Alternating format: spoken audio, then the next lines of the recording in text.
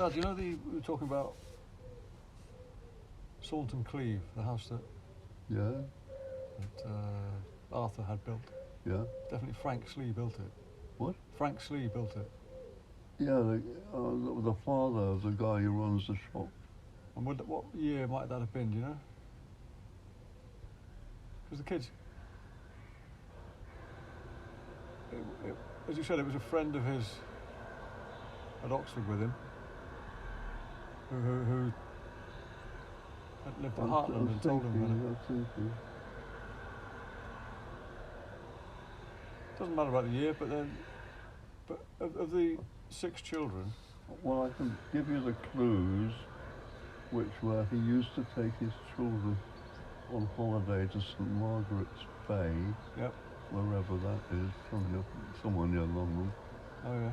And then I think he decided that the curious pictures of a cottage they took near St Margaret's Bay or something. Mm. And then, yeah, he bought the land. Oh, he bought the land at Saunton Yeah, from the church. I think it was church property there. And he bought the land for his house at Wimbledon from the church, I think, as well. And that's, as you said, that's because his wife was the daughter of the Dean of Durham, maybe. Well, yeah, I mean, his wife was hot property. But I saw a picture of Arthur with Philip in his arms, and Philip was probably about 2 years old, maybe. I don't know if that was Philip. You don't know if it was Philip, do you? Might have been one of his grandchildren. It was Pinney's children, I think. Was it? Yeah. But so Pinney used to go fishing. Sorry? Pinney liked to go fishing on the rocks. Oh yeah. Everybody did. It was a family thing. But I thought you said Alexander didn't do it. Or not so much. He never talked about it, and I think it was wartime. Yeah. Probably. So Pinney went, because I do remember meeting a wise man on the rocks once.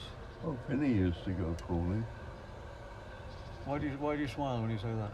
Because she was a classic elderly woman dressed up in energetic clothing, bonnets, I think. I can't remember what. Was she? But she was a great prawner, I think. But actually, her husband, Robin,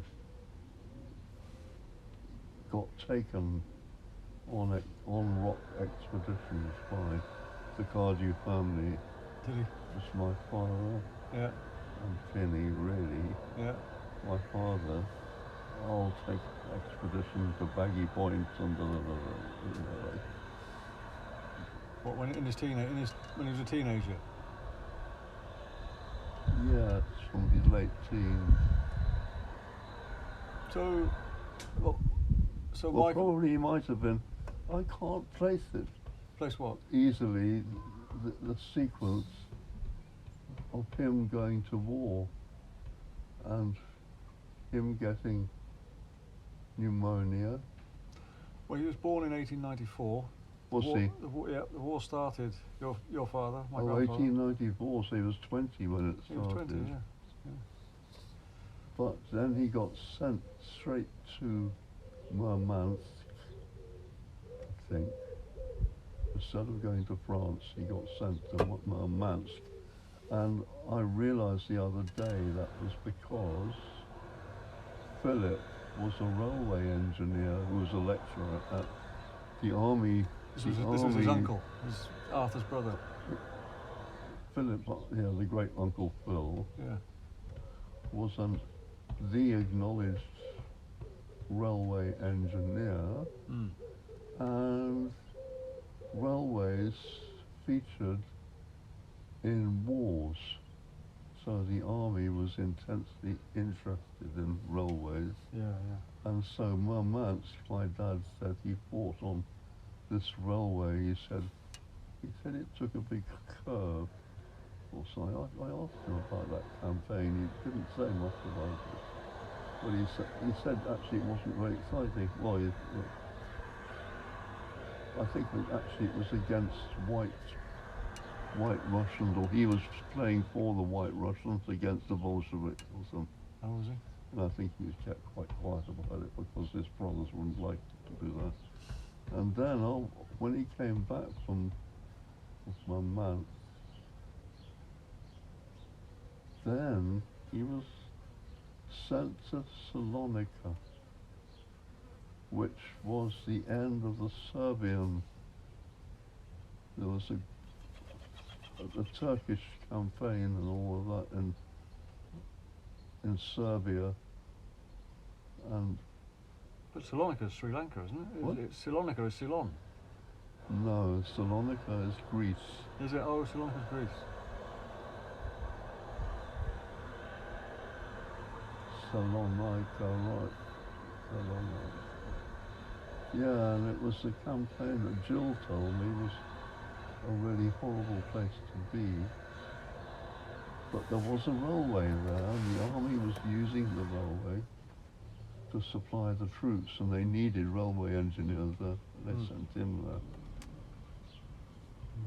And then, that must have been nearly the end of the war.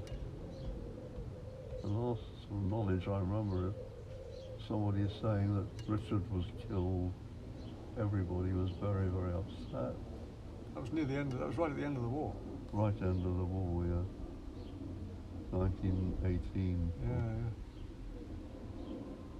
And then my dad stayed in the army because he wanted to marry B. And I said, why did you stay in the army? He said, well, I needed a job.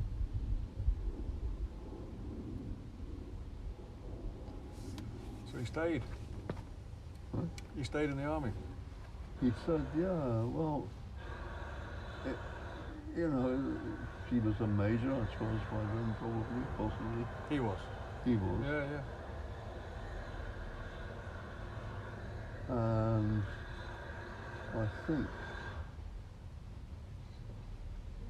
his brothers were all arty, really. Well, there's Alexander was, God knows what Alexander was, but Michael and Philip, right? They were very arty, weren't they, those two? They were arty.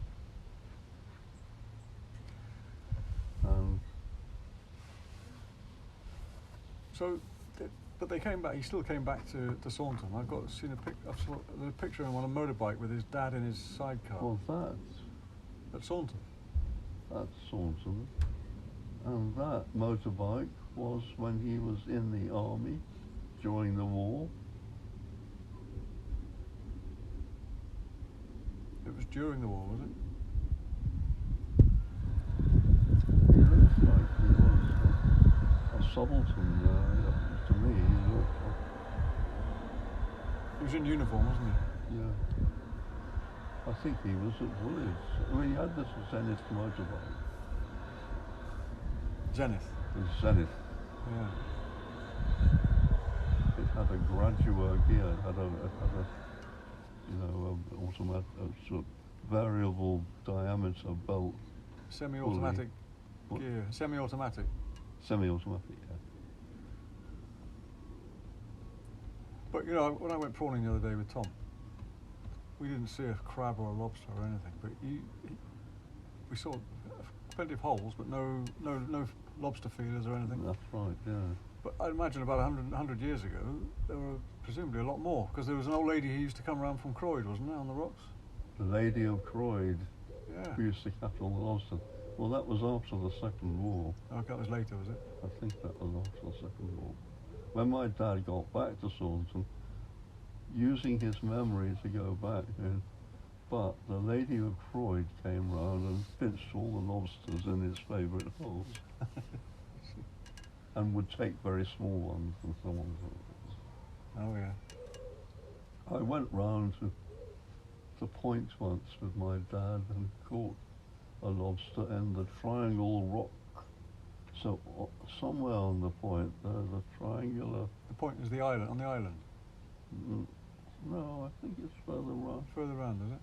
Yeah, there's like that, and I went under and caught this lobster underneath that. My dad was very pleased. He wanted me. That's what I was useless at catching anything, and But so he was very pleased for me. I caught. There was a year I caught 2 lobsters. I caught one under the big rock on the island, soft one. Yes, I did too. Yeah. And then I caught a nice big one further down a bit. But I went and had a look for the coffin pool that Hayden likes to go to, but I couldn't find the coffin pool. I didn't look very hard, so I don't know if it's silted up or something. But. Coffin pool has been a good standby for years, and it's further round a bit, isn't it? You go past the inner gully towards Croyd. Well, maybe you haven't got the right. It has a great big ledge along one end, and then where it's coming back, and it gets uncovered. It gets uncovered, but an hour, half an hour before the low tide or something. So it's reasonably high up. It's quite high, isn't it? It's not that low. It isn't that low. It's quite a high pool. Yeah.